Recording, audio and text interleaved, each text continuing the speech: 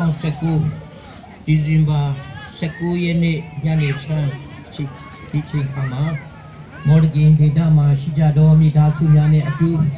ခရစ်စမတ်ချိန်ခါကိုကျူးဆိုသောအနေနဲ့ခရစ်စမတ်တေးချင်းများအကပဒေတာများဖြင့်ခြေပြိုတင်ဆက်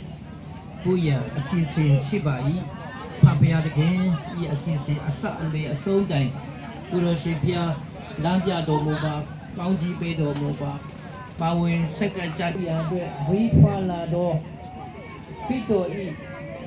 ဝမ်းမြောက်ပွဲတည်ဧဝံဂေလိတရားကိုလည်းဒီလမ်းပြဥဆောင်ကောင်းကြီးပေးတော်မူပါမယ့်အကြောင်းသာသမီတို့ကိုအပြစ်ထဲမှကယ်တင်တော်မူသောဝေဒီရှိယေရှုခရစ်တော်၏နာမတော်များ၌ဆုကောင်းဆက်ကကြပါ၏ဖဖရာရှင်အာမင်ဆိုပါ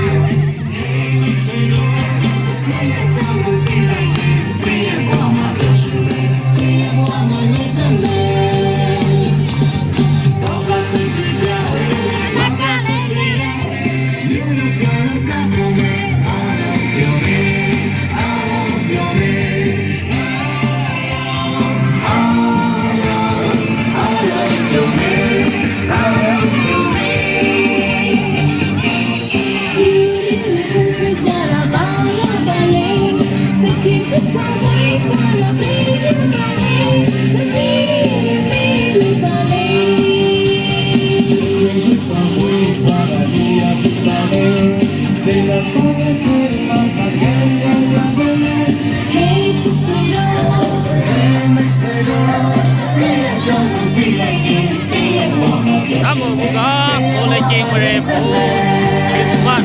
bersama Sesna Buka